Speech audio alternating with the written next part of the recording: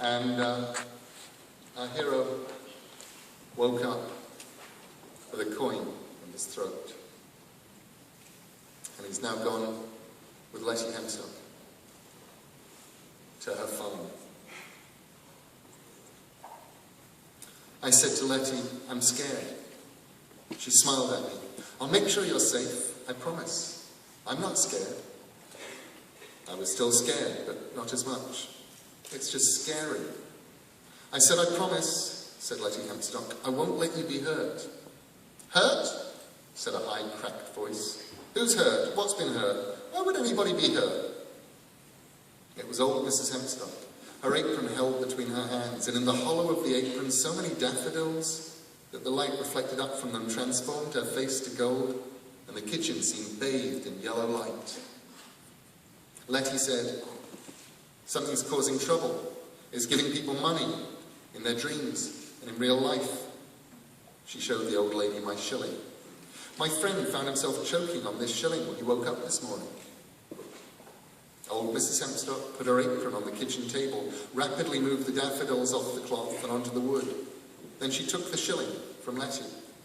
She squinted at it, sniffed it, rubbed at it, listened to it, or put it to her ear at any rate, then touched it with the tip of her purple tongue.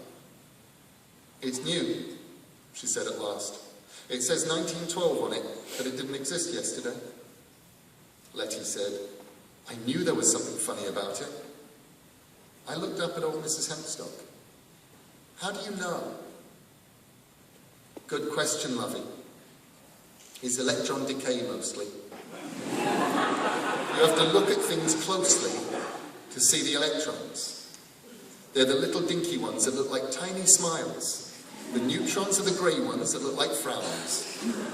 The electrons were all a bit too smiley for 1912, so then I checked the sides of the letters in the old king's head, and everything was a tad too sharp and crisp, even where they was worn.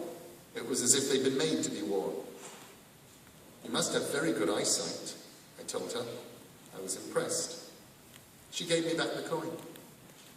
"Not as good as it once was, but then when you get to be my age, your eyesight won't be as sharp as it once was neither." And she let out a guffaw as if she'd said something very funny. "How old is that?" Letty looked at me, and I was worried that I'd said something rude. Sometimes adults didn't like to be asked their ages, and sometimes they did. In my experience, old people did. They were proud of their ages. Mrs. Wallery was 77, and Mr. Wallery was 89, and they liked telling us how old they were. Old Mrs. Hempstock went over to a cupboard and took out several colourful vases. "Old enough," she said. "I remember when the moon was made." "Hasn't there always been a moon?"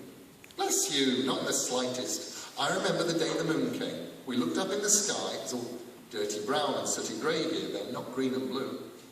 She half filled each of the vases at the sink. Then she took a pair of blackened kitchen scissors and snipped off the bottom half-inch of stem from each of the daffodils. I said, "Are you sure it's not that man's ghost doing this? Are you sure we aren't being haunted?"